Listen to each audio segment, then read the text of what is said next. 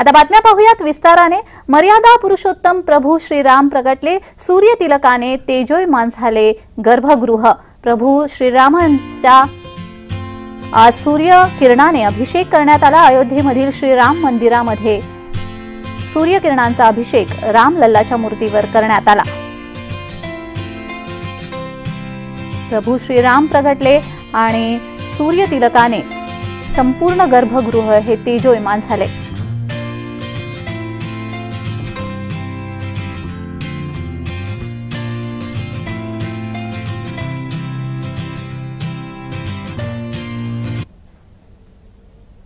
पाहूया श्रीरामाचा सूर्य तिलक कसा झाला। रामनवमीला रामरायाला सूर्यकिरणाचा टिळा लावावा अशी पंतप्रधान मोदींची इच्छा होती।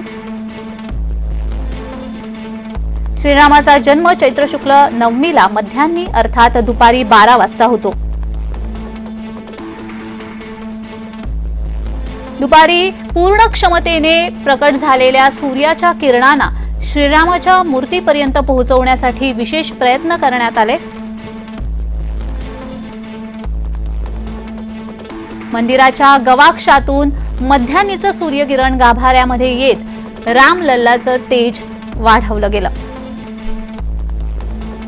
गवाक्षातून येणाऱ्या किरणांची दिशा ही अचूक ठेवण्यासाठी मंदिरामध्ये विशेष रचना करण्यात आली।